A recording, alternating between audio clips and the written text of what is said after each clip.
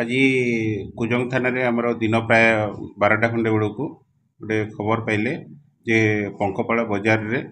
दुई जन पिला मनोज दास और जगन्नाथ परिड़ा बोली दुई जन मार्केट रे बंदूक धरी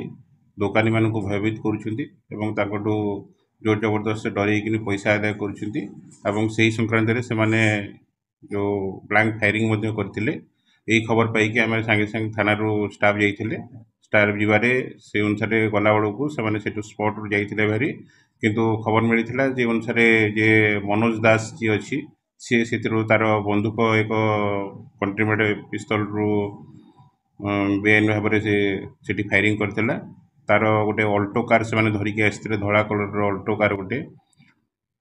ओडी 33 AK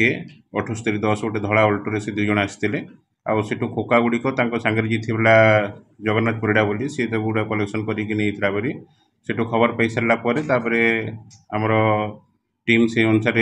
प्रथम जगन्नाथ को आप्रेंड करते आप्रेंड कलापर जो एमटी खोका जो फायरिंग करते से गुड़ाक पाखु से जबत करते इनफर्मेशन पाइकिनी मनोज दास को आप्रेंड करूँ एवं मनोज दास पाखु आम गोटे कंट्रीमेड पिस्तल 14टी लाइव एम्युनिशन आउ तार मैगजीन आउ ताठू सीजर कराई तार 2टी मोबाइल आउ तांकर व्यवहार कराइवा कार आम सीजर कर संक्रांत रे कुजंग थाना रे 218/25 गोटे केस टी कराई extortion with arms act case कराई ऑर्गेनाइज क्राइम आउ से कोर्ट को फरवर्ड कर पूर्वर मनोज दास ना प्राय 11टी खंडे केस अच्छी बहुत गुड़े केस ना अच्छी आउ जगन्नाथ परिड़ा 2टी केस अच्छी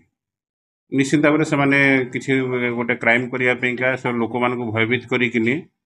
एक्सटॉर्शन करने से अनुसार से फायरिंग करी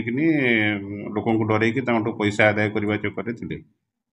आम से कुजंग एरिया ये धराई से हिसाब से आम पोजिशन रु बंदूक आउ लाइव एम्युनिशन सीजर कराई।